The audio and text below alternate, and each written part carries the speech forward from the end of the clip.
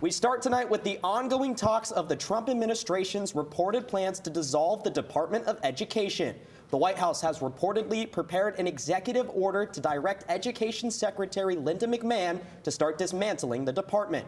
The constitutionality of this potential executive order is in question, something Secretary McMahon was asked about during her confirmation hearing. Take a look.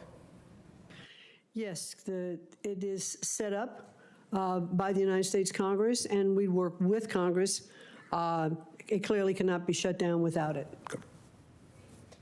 Kaitlyn Humphrey reached out to local educators to find out what they have to say about potential changes in federal money for education.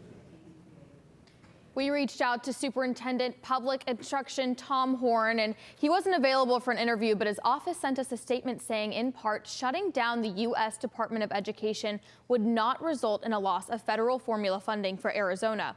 However, we talked to people involved in education who say they're worried about public school funding, financial aid, and programs for special needs students, just to name a few. Education Forward, a statewide advocacy group, says in a statement, Arizona's public schools receive about $2,090 per pupil in federal funding, which represents approximately 20% of the state's total K-12 education funding. I also talked with the director of Save Our Schools Arizona, who says we receive more federal funding than most states.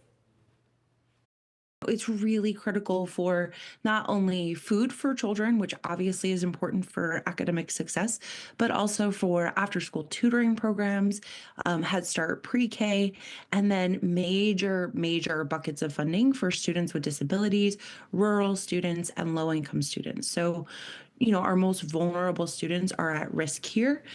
Superintendent Horn says that other grants that we get through the Department of Education can also be directed back to the states, stating there is no reason to filter funds through a federal bureaucracy. In the newsroom, Kaitlyn Humphrey, Cronkite News.